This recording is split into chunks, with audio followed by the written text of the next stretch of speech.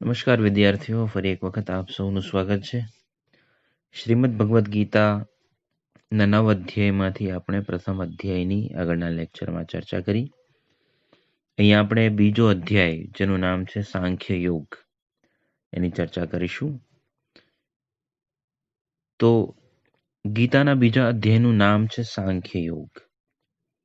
આ અધ્યાયમાં 72 શ્લોક છે.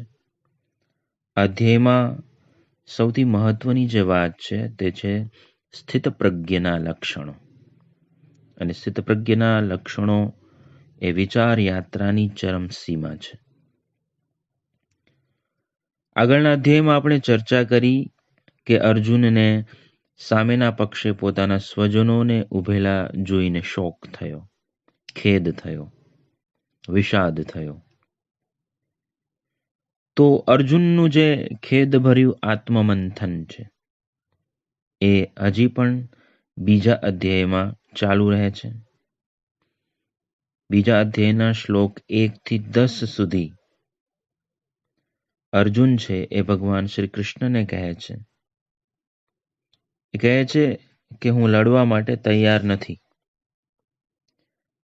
ભગવાન અર્જુનને ખેદ પામ્યા વિના નિર્બળતા ખંખેરી હૃદયનું શુદ્ર દૌર્બલ્ય ત્યજીને લડવા સમજાવે છે.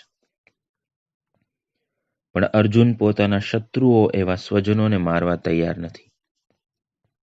તે લડવા તૈયાર નથી કેમ કે લડીને પણ કંઈ શુભ ફળ મળે એવી એને આશા નથી. દુર્યોધન વગેરે મરે તો પણ સ્વજનોની જ હત્યા થવાની છે. તો અર્જુન શિષ્ય ભાવે કૃષ્ણને શરણે જઈને માર્ગદર્શન માંગે છે ને ન લડવાનો ઈરાદો જાહેર કરે છે. ત્યારબાદ શ્લોક 11 થી 38 સુધી શ્રી કૃષ્ણ અર્જુનને સાંખ્ય બુદ્ધિ અને સાંખ્ય યોગ સમજાવે છે. કૃષ્ણ અર્જુનનો નિર્ણય સાંભળીને હસી પડે છે અને તેને ઉપદેશ આપવાની શરૂઆત કરે છે. કૃષ્ણ સમજાવે છે કે અર્જુન શોક ન કરવા લાયકનો શોક કરે છે અને મોટો બુદ્ધિમાન હોય એમ બોલે છે. અશોચ્યાન અનુશોચસ્ત્વમ પ્રજ્ઞાવાદાંશ્ચ ભાષસે. પણ પંડિતો છે એ મરેલા કે જીવતાનો શોક કરતા નથી. ગતાસુ ન ગતાસુંશ્ચ નાનુશોચંતી પંડિતા. માણસ તો જન્મે છે ને મરે છે. દેહધારીઓને જન્મ, કુમારાવસ્થા, યૌવન તથા વૃદ્ધાવસ્થા અને છેવટે મૃત્યુ પછી બીજા દેહની પ્રાપ્તિ એ તો આવ્યા જ કરે છે. જે વ્યક્તિ એવું વિચારે છે કે અમારું શરીર નાશવંત છે, ઇન્દ્રિયોના વિષયો સાથેના સંબંધો પણ શીત ઉષ્ણ એટલે કે તડકો છાંયો ઠંડી ગરમી તથા સુખ દુઃખ આપનારા તથા આવનારા અને જનારા છે, એ બધા વિકારોને સહન કરીને જ છૂટકો છે. જે સુખ દુઃખને સમાન ગણી એને સહન કરે છે તે જ ખરા અર્થમાં વિરક્ત કહેવાય છે. શ્રી કૃષ્ણ કહે છે કે આત્મા તો અવિનાશી છે. આ અસત શરીર એનો ક્યારે ભાવ છે જ નહીં, એટલે એનું અસ્તિત્વ છે જ નહીં, જ્યારે સતનો અભાવ નથી. પરબ્રહ્મ કે પરમાત્મા અવિનાશી છે. શરીરો નાશવંત છે. આત્મા નિત્ય, અવિનાશી તથા અપ્રમેય છે. જે આત્મા છે તે હણનાર કે હણાયેલો સમજે છે. જે આત્માને હણનાર કે હણાયેલો સમજે છે તે કશું જાણતો નથી. આત્મા હણાતો નથી, આત્મા કોઈને હણતો નથી. તે મૃત્યુ પામતો નથી, તે જન્મ લેતો નથી એટલે કે અજન્મા છે. તે નિત્ય છે, સાક્ષાત છે, પુરાણ છે, પુરાણો છે, સનાતન છે, એ અવિકારી છે. અજોયમ નિત્યોયમ શાશ્વતોયમ પુરાણોયમ ન હન્યતે હન્યમાને શરીરે. શરીરના હણાવા છતાં આ અજન્મા નિત્ય એવો આ આત્મા હણાતો નથી. તે સનાતન છે, અવિકારી છે. આત્માને માટે શરીરો એ વસ્ત્રો જેવા છે. જેમ આપણે એક વસ્ત્ર જીર્ણ થઈ જાય, ફાટી જાય, જૂનું થઈ જાય એટલે નવું વસ્ત્ર ધારણ કરીએ છીએ, એવું જ આત્માને માટે શરીર છે. એ શરીર જીર્ણ થાય, વૃદ્ધ થાય, રોગી બને એટલે આત્મા એ શરીરને છોડી બીજું નવું શરીર ધારણ કરે છે. જે માણસ જૂના વસ્ત્રો ત્યજીને નવા વસ્ત્રો પહેરે છે, તેને ફાટેલા જીર્ણ શીર્ણ વસ્ત્રોને ત્યજતા દુઃખ થતું નથી. તેમ આત્મા પણ જૂના શરીરો ત્યજીને નવા શરીરો ધારણ કરે છે. વાસાંસી જીર્ણાની યથા વિહાય નવાની ગૃહણાતિ નરોપરાણી. તો આત્માનું પણ એવું જ છે. એ પણ શરીરને નવા વસ્ત્રની જેમ નવા શરીરને ધારણ કરે છે. વાસ્તવમાં જે મરે છે તે તો શરીર છે, આત્મા તો મરાતો નથી. શસ્ત્રો આ આત્માને છેદી શકતા નથી. નયનમ છિદ્દંતિ શસ્ત્રાણી નયનમ દહતિ પાવક. અગ્નિ આ આત્માને બાળી શકતો નથી. ન ચૈનમ ક્લેદયંત્યાપો. જળ તેને ભીંજવી શકતું નથી. ન શોષયતિ મારુત. પવન તેને સુકાવી શકતો નથી. એટલે અભેદ્ય છે, અછેદ્ય છે, અદાહ્ય છે, અક્લેદ્ય છે, અશોચ્ય છે, નિત્ય છે, સર્વત્ર રહેલ છે, સ્થિર છે, અચળ છે, અવ્યક્ત છે, અચિંત્ય, અવિકારી છે. માટે આત્માની અમરતા જાણીને હે અર્જુન, તારે શોક કરવો એ સર્વથા અનુચિત છે, એ ક્યારેય યોગ્ય નથી. શ્રી કૃષ્ણ કહે છે કે વળી હે અર્જુન, જો તું આત્માને જન્મતો કે મૃત્યુ પામતો એવો માનતો હોય તો પણ તારે એ આત્મા માટે શોક કરવો એ યોગ્ય નથી. એ ભગવાન શ્રી કૃષ્ણ આત્મા અમર હોય કે મર્ત્ય હોય તેના માટે શોક કરવો એ યોગ્ય નથી. એ અને આગળની દલીલ કે આત્મા અજન્મા છે, અક્લેદ્ય છે, અશોચ્ય છે, નિત્ય છે, આ બંને દલીલ તાર્કિક છે. કેમ? કેમ કે જો આત્મા મરતો નથી એવું જો માની લઈએ તો કોઈ સવાલ છે જ નહીં. પરંતુ જો એમ માનીએ કે આત્મા મરે છે અને ફરીથી જન્મે છે, તો પણ મરેલાનો જન્મ નિશ્ચિત હોય છે, જન્મેલાનું મૃત્યુ નિશ્ચિત છે. તેવી જ રીતે મરેલાનો જન્મ પણ નિશ્ચિત છે. જાતસ્ય હિ ધ્રુવો મૃત્યુ ધ્રુવમ જન્મ મૃતસ્ય ચ.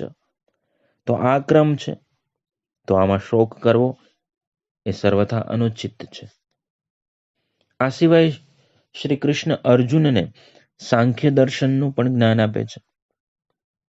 તે ભૂતો એટલે કે પંચમહાભૂતો તથા તેમાંથી બનેલા શરીરો સૃષ્ટિની પૂર્વે અવ્યક્ત, સૃષ્ટિ સમયે વ્યક્ત અને અંતે અવ્યક્ત જોઈ છે. અહીં સાંખ્ય દર્શન આધારિત તત્વજ્ઞાન પણ શ્રી કૃષ્ણએ રજૂ કર્યું છે.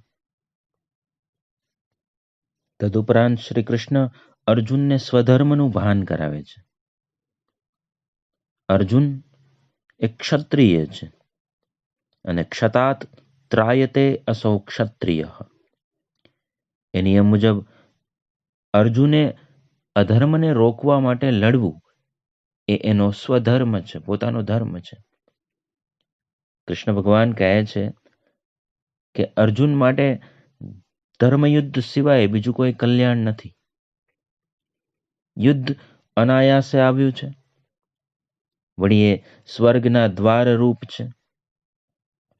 અને જો તું યુદ્ધ ન કરે, સ્વધર્મનો ત્યાગ કરે તો એનાથી પણ તને નુકસાન છે.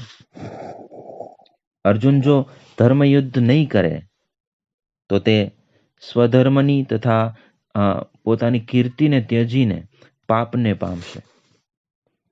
લોકો તેની અપકીર્તિનું ગાન કરશે. અને એક વીર વ્યક્તિ માટે અપકીર્તિ, અપયશ એ મરણ કરતા પણ વધારે હોય છે. અર્જુનનું સામર્થ્ય ને માટે તેના શત્રુઓ નહીં બોલવાના વચનો પણ બોલશે. એટલા માટે શ્રી કૃષ્ણ અર્જુનને આજ્ઞા કરે છે કે તું યુદ્ધ કર. આ યુદ્ધ કરતા કરતા લડતા લડતા જો તું મરી જઈશ તો તને સ્વર્ગની પ્રાપ્તિ થશે, અને જો જીતીશ તો તું પૃથ્વીને ભોગવીશ. એટલા માટે હે કૌંતેય, તો યુદ્ધ માટે નિશ્ચય કરીને ઉઠ. તો સુખ દુઃખ, લાભ અલાભ, જય પરાજય વગેરે બાજુમાં મૂકીને યુદ્ધ કર, તને પાપ નહીં લાગે. હવે શ્રી કૃષ્ણ અર્જુનને યોગે બુદ્ધિ સમજાવે છે. અહીં યોગ એટલે નિષ્કામ કર્મયોગ એમ સમજવું. કર્મયોગથી શું ફાયદો થશે? તો કર્મયોગ આચરવાથી કર્મનો નાશ થતો નથી. આરંભેલા કર્મનો દોષ પણ પ્રાપ્ત થતો નથી. મનુષ્યની બુદ્ધિ બે પ્રકારની હોય છે. એક બુદ્ધિ હોય છે વ્યવસાયાત્મિકા બુદ્ધિ, અને બીજી અવ્યવસાયાત્મિકા બુદ્ધિ. યજ્ઞ યાગ વડે કર્મકાંડો કરનારી બુદ્ધિ તે અવ્યવસાયાત્મિકા બુદ્ધિ છે. વેદોની પુષ્પિતા વાણીથી આકર્ષાયેલા ચિત્તવાળાની બુદ્ધિ ઐશ્વર્ય તથા ભોગમાં આસક્ત હોય છે. કર્મકાંડમાં રચીપચી રહેનારી બુદ્ધિથી તેનો નાશ થાય છે. આવા લોકોને કર્મફળ મળતું પણ નથી. કર્મકાંડની જે ચર્ચા છે ત્યાં ત્રિગુણાત્મક વિષયો હોય છે,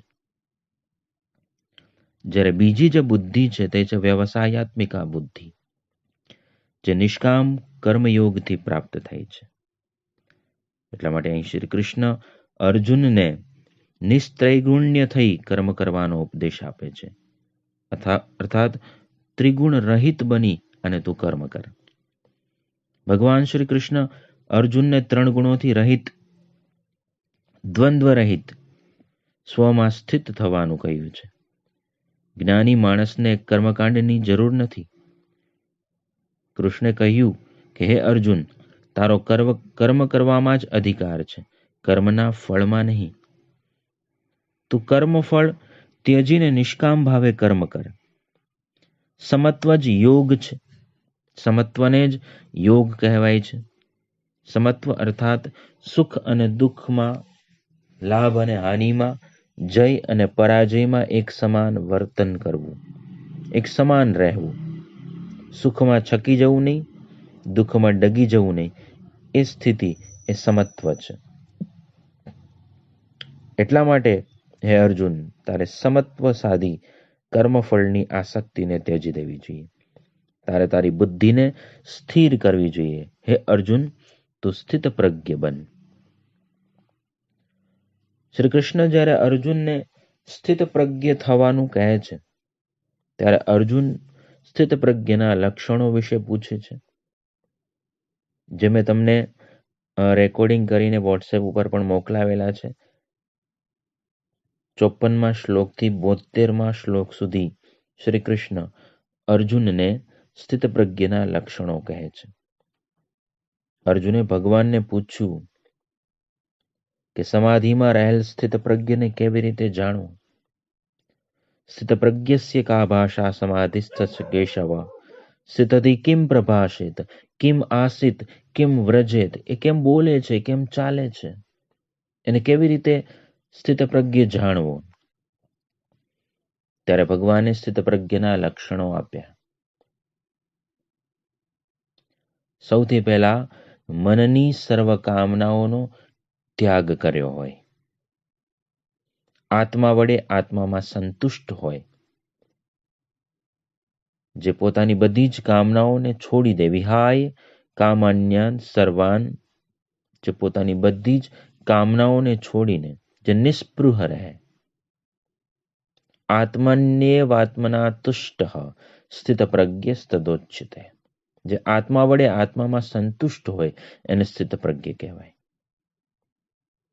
ઉદ્વેગ રહિતતા, સુખમાં સ્પૃહા ન હોય, સ્થિતપ્રજ્ઞ રાગ ભય ક્રોધ એનાથી રહિત હોય. વીત રાગ ભય ક્રોધ સ્થિતધીર મુનિરુચ્યતે, જે સર્વત્ર અનાસક્ત હોય. શુભ અશુભથી આનંદ કે દ્વેષ ન કરે, જે કાચબાની માફક વિષયોમાંથી ઇન્દ્રિયોને ખેંચી લેનાર હોય. કાચબા ઉપર જ્યારે કોઈ સંકટ આવે ત્યારે કાચબો પોતાના અંગોને અંદરની બાજુ સંકેલી લે. કર્મોંગાનીવ સર્વશ, એમ જ્યારે કોઈ પ્રલોભનો આવે ત્યારે વ્યક્તિ પોતાની ઇન્દ્રિયોને અંતર્મુખી બનાવી દે.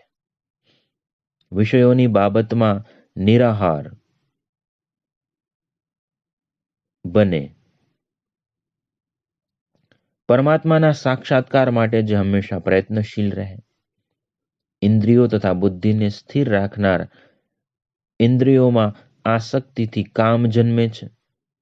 ધ્યાયતો વિષયાન પુંસઃ સંગસ્તેષુપજાયતે સંગાત સંજાયતે કામ કામાત ક્રોધાભિજાયતે ક્રોધાદ ભવતિ सम्मोह सम्मोहात् સ્મૃતિ વિભ્રમ સ્મૃતિભ્રંશાદ બુદ્ધિનાશો બુદ્ધિનાશાદ પ્રણશ્યતિ.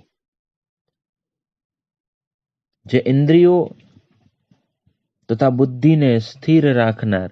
ઇન્દ્રિયોમાં આસક્તિથી કામ જન્મે છે. કામથી ક્રોધ, ક્રોધથી મોહ, મોહથી સ્મૃતિ વિભ્રમ, સ્મૃતિભ્રમથી બુદ્ધિનો નાશ થાય છે. અને જેની બુદ્ધિનો નાશ થાય છે તેનો સંપૂર્ણ વિનાશ થાય છે. અંતઃકરણને પોતાનામાં વશ રાખનાર. ઇન્દ્રિયોના વિષયોને ભોગવતો હોવા છતાં પણ તેમાં આસક્તિ ન હોવાથી હંમેશા પ્રસન્ન રહે છે. બીજા બધા પ્રાણીઓ માટે જે રાત્રિ છે તે એક યોગી માટે જાગવાનો સમય છે. યા નિશા સર્વભૂતાનામ તસ્યામ જાગૃતિ સંયમી યસ્યામ જાગૃતિ ભૂતાની સા નિશા પશ્યતો મુને. પ્રાણીઓની રાત્રિમાં જાગનાર અને પ્રાણીઓની જાગૃતિમાં સુનાર, અર્થાત જેમાં બીજા આસક્ત હોય તેમાં નિસ્પૃહ. જે અજ્ઞાનમાં બીજા પ્રાણીઓ ઘેનમાં હોય તેમાં સાવધ, સચેત, સતર્ક સ્વભાવમાં મગ્ન એવો યોગી હોય છે. જેમ સમુદ્રમાં ચારે તરફ પાણી હોય છે છતાંય તે ક્યારેય છલકાતો નથી, એમ જે સર્વ